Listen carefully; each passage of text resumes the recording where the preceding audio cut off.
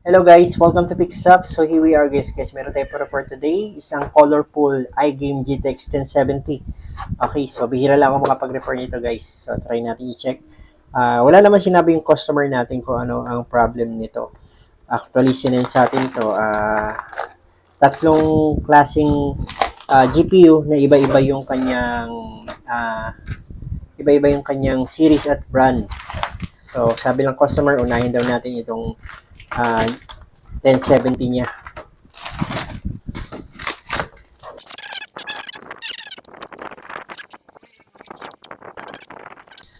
Naiintindihan ko lang ay iGame 1070. iGame 1070. Okay, try natin i-check guys. Okay.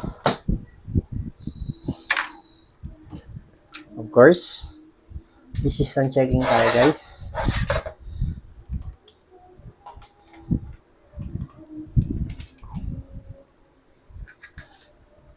Ating PCIe 12 volts. Good, nasa 4.2 kilo ohms. 3.3 PCIe. Okay, good. 41 around 41.75 kilo ohms. Okay, 3 pin pala to. Ay, 6 pin. Okay, meron tayo rito sa ating yun. So, obvious, meron tayo ditong shorted sa ating first 12 volts na external na 002.3. Okay, shorted po yan. Okay, yung second natin na 6 pin ay 56.57, 58 around kilo ohms. Okay, good. So, meron tayong shorted guys, kaya hindi na natin siya i-test sa ating PC. Okay, try natin i-open guys.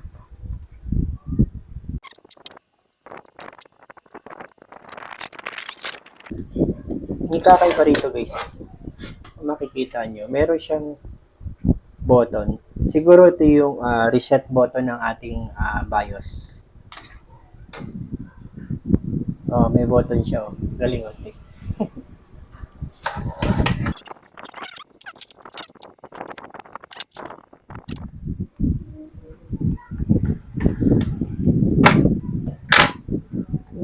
Sunog.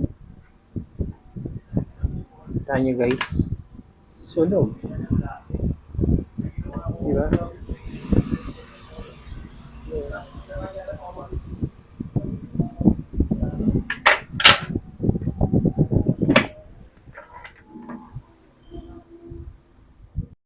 Okay guys, ito yung problema natin. Ito. Nasunog na siya. Diba?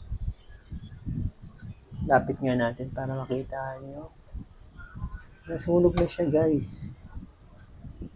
Yan. Wala na.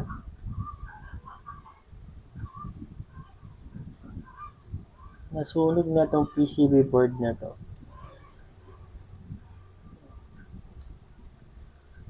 Okay.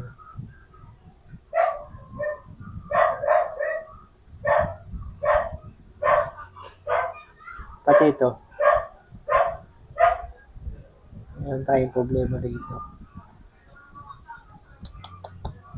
Ito may isa pang parang capacitor. Ewan ko kung saan galing ito. Nakalapag dito. Ano pa bang problema natin?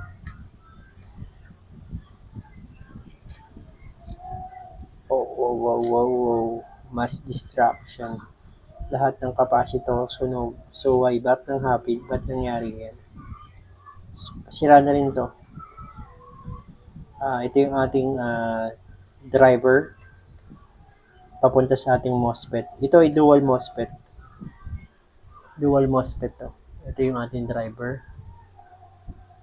Okay. Dito magko-connect ang ating power phase controller, then i-drive niya papunta rito. Yung voltage. Kaya nasunog yan kasi dumaan diyan yung ating voltage. So, okay, tanggalin na natin to.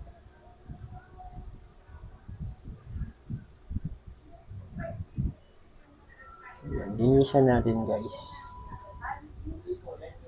Tapos may isang capacitor dito na hindi natin alam kung saan ka galing.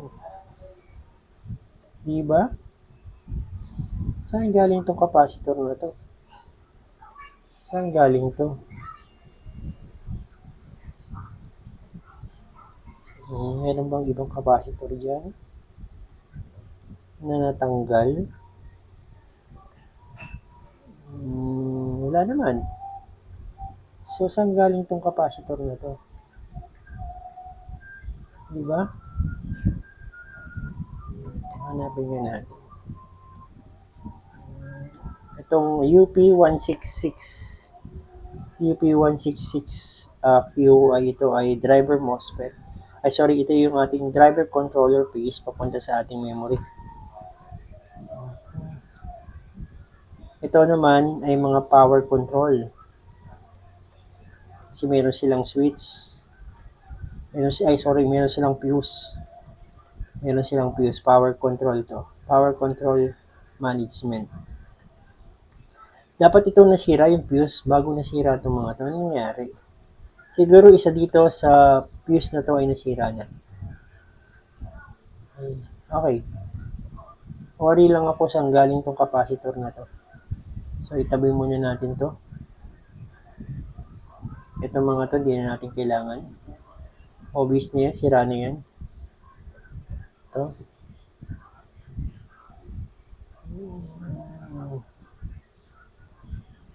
Okay, lilinisan ko lang guys ha. Ano pa ba yung problema? Okay, dito muna tayo mag-focus. Wow. Linisan muna natin to guys.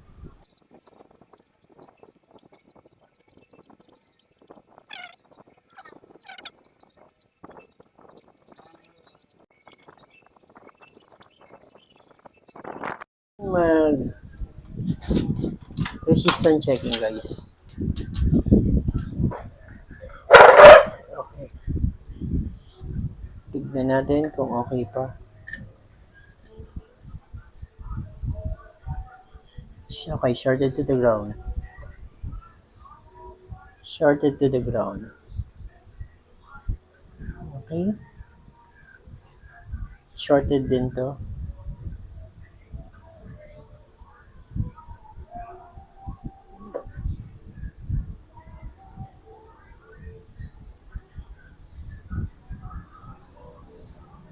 Okay. Shorted and try mo natin tanggalin tong MOSFET guys.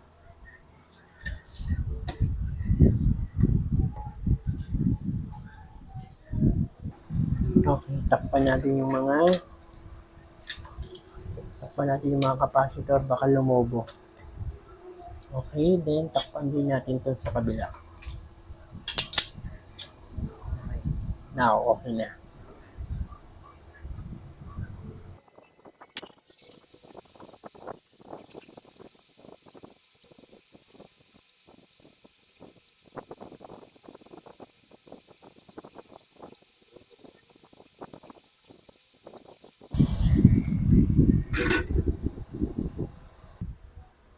Okay guys, check natin kung nawalan tayo dito na shorted na. Okay, dito. Ito yung ating pin kanina. Yung ating 6 pin na 12 volts. Tingnan natin kung shorted pa tayo. Okay, shorted pa tayo guys. Nakita nyo? Ang reading natin ay 0.6 0.9 around ohms lang tayo. Okay, shorted pa rin. Gaya ng sabi ko, malamang ito ay bumigay na rin ito. Itong driver. Tanggalin na rin natin siya.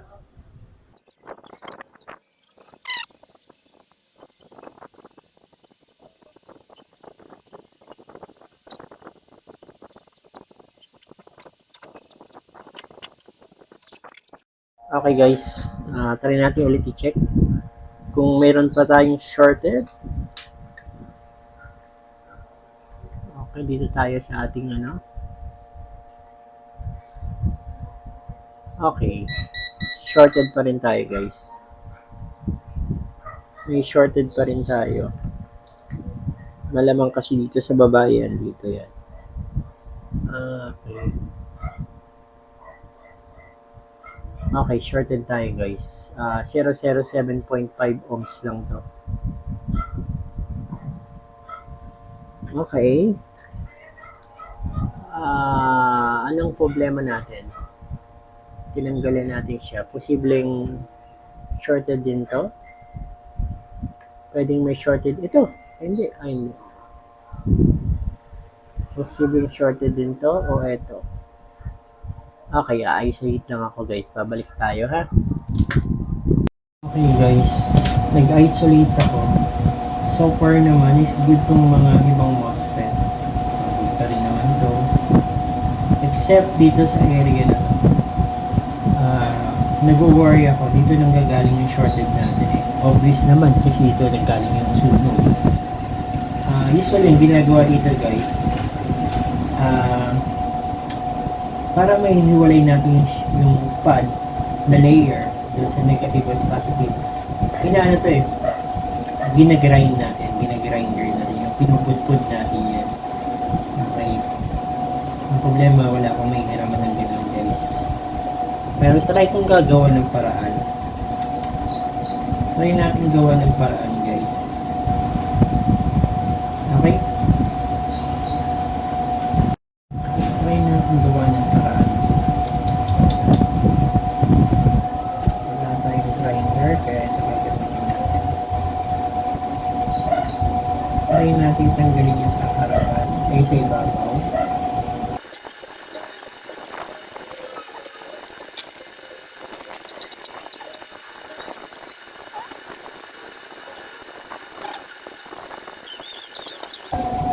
Okay. Tingnan natin ngayon kung natanggal na. Then, bago tayo ulit, okay, tingnan natin sa ating reading.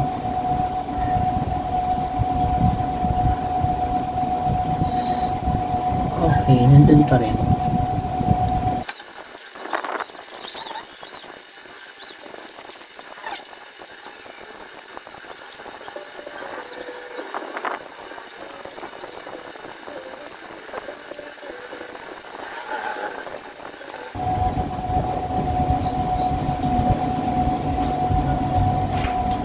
Ito, guys, itatry ko lang yung best ko. Kasi, yan ibang paraan dito, guys, kung ditong ginagawa ko.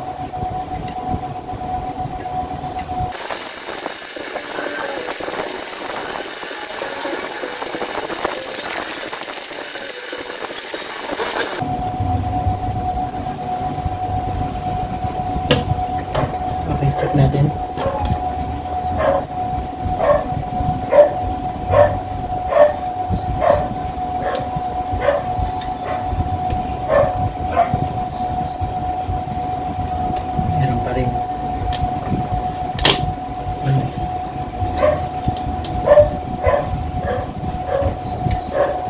Dalawang layer na tayo.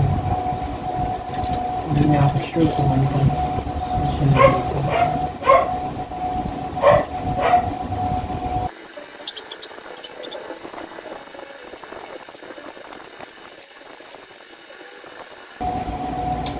Hanggang dito pala. Naku, kasi madadamay na ito isa.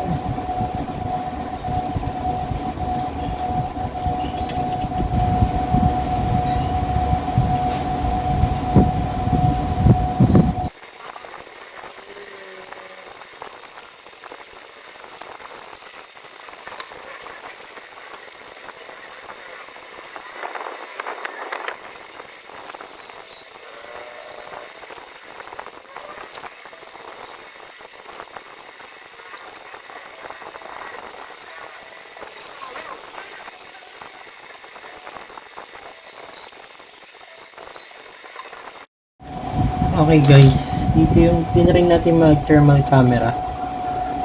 Yung umiinit dito ay dito banda. Ito to. Dito banda guys.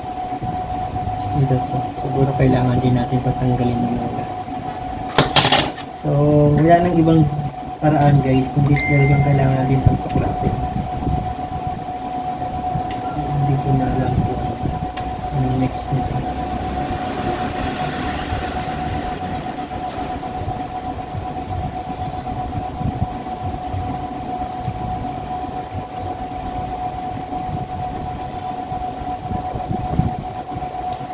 Malala kasi yung lalim ng pagkasunog niya compared sa mga nakikita ko iba eh.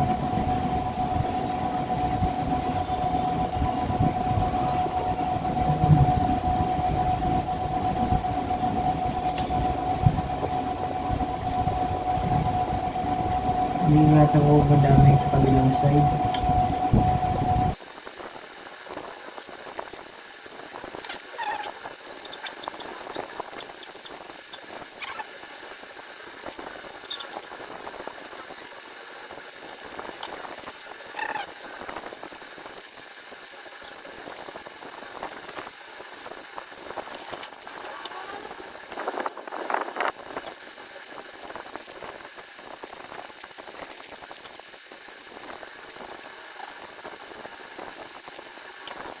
Okay guys, isang madugong labanan ang nangyari doon. Okay, try natin i-check. Okay, meron tayong 0.8 mega ohms guys. 0.8 mega ohms. Okay, at least mataas na siya. Okay, ito kilo ohms. Tingnan natin yung ating memory. Memory natin. At least nasa okay. Mataas, 251, around 253 ohms. Okay, good. Okay, good. Hindi ko alam kung ano to. Siguro isa tong 5 volts. Okay, siguro isa tong 5 volts, 0.7 o 0.9 kilo ohms. Okay.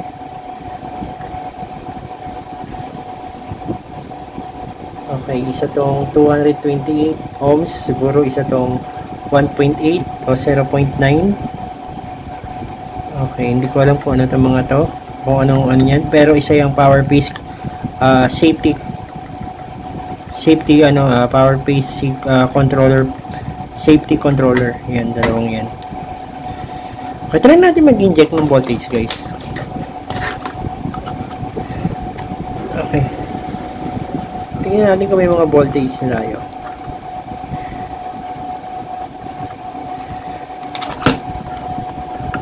Okay. Yan. Power on. Uy, nagpa-power na siya guys, oh. Diba? Mayroon na siyang current. Umiinit na siguro yung kanyang, umiinit na yung kanya, patayin ko lang. So, umiinit na yung kanyang GPU guys. Ang tanong, may display ba? Pero first of all, kailangan natin i-check. At least na-revive natin siya, di ba? Okay, try natin power on. Anong voltage to? Bilisan natin konti. So, meron tayong 5 volts. Okay, meron tayong 1 volt sa PEX memory. Meron tayong 1.5 volts sa ating mga ano. Okay, 0.8. 0.8, bilisan natin. 0.8. 0.8. 0.8. 0.8. Okay, good. Dito, 12 volts. 12 volts. 12 volts. Ito yung isa. Okay, meron tayong 1.8. Good. Meron tayong 1.8 dito sa dulo. Ito, 1.8 para makita nyo. Patayin ko lang. Okay, may 1.8 tayo rito sa dulo. Kakaiba. Ang layo ng 1.8 niya, no? Okay. Try natin i-test guys. Okay guys, try natin i-test. Pumping. 50-50 to guys.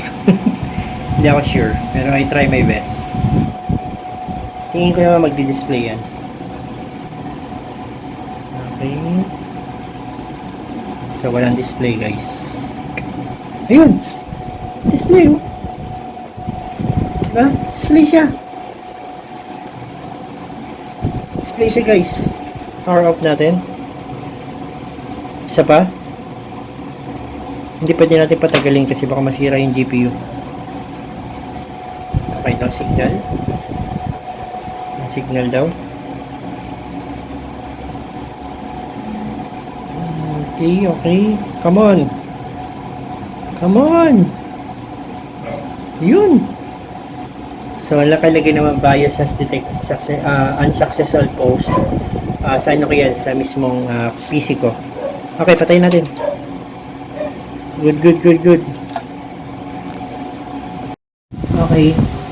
Nag-display na siya. So, ang gawin lang muna natin guys, i-try natin lagyan na ng soldering mask into ating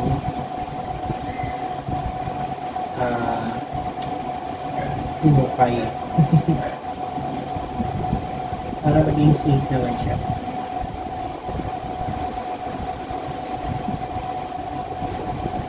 So, wala na talagang ibang paraan dito. Hindi na natin mapapalitan pa ng ating mousepad. Wala na ibang paraan. Hindi talagang kailangan mapaghiwalay natin yung negative at positive dito. Tatlong layer yung hinukay natin. Hindi na tayo naghukay sa pang-apat. Ginawa ko, tinanggal ko yung mga tawag dito connection niya sa ibang papunta sa ibang gilid. So, instead na 6 space to, ginawa na lang natin 5 space.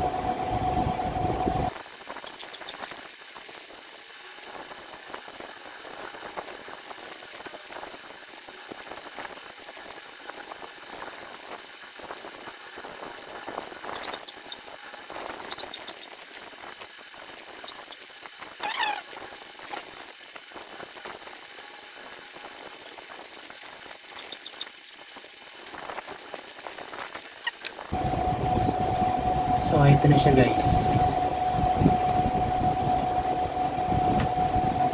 Ating finished product. Okay. Guys, we're done. Nalagyan na natin siya ng soldering mask.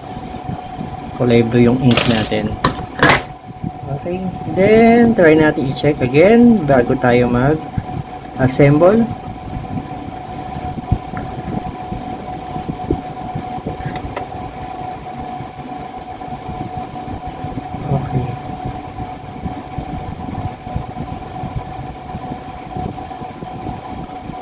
Okay.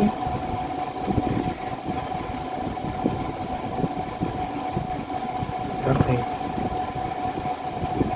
Yan guys, meron na tayong 0.96 point something 100 kilo ohms. Tanyo? 100 kilo ohms na tayo guys.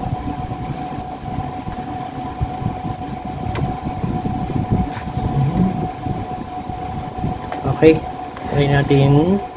Ito, sunog eh. Sunog talaga oh. Diba? Okay, try natin assemble. Try natin i-test. Okay, umikot yung pan. Colorful. Yun oh.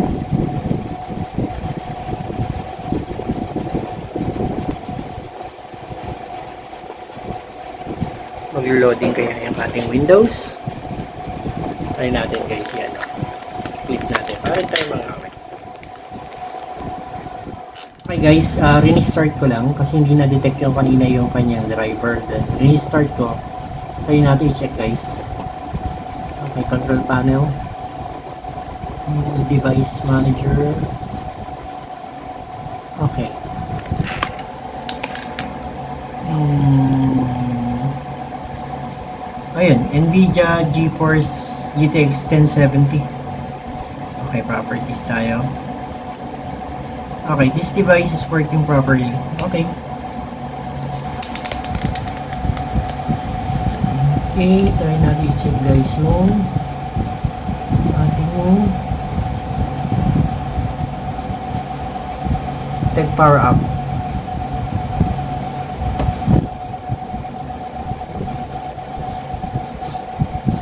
Okay. Ito, na-detect naman tayo nitong ating fan mark. Meron tayong GeForce GeForce GTX 1070. Test tayo na bali benchmark guys.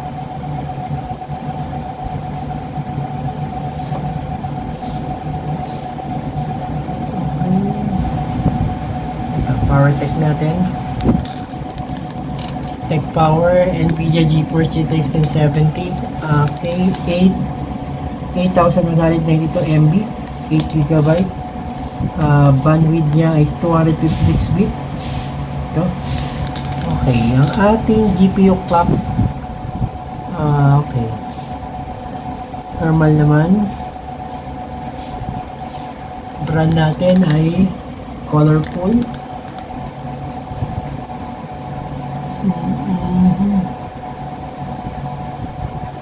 8 watts.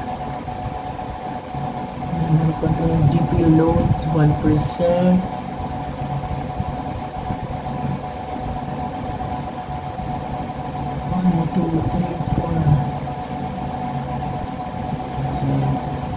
GPU voltage 0.6 6,500 volts. Okay.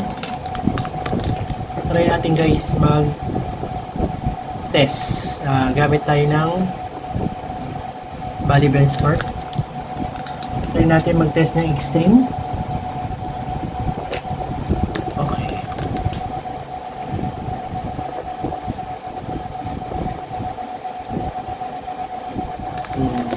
Loading naman siya.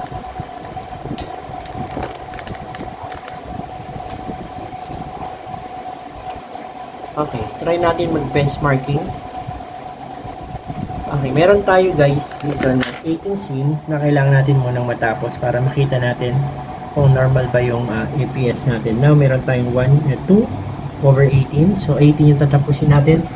Temperature natin is 44 Celsius. Ito yung ating GPU.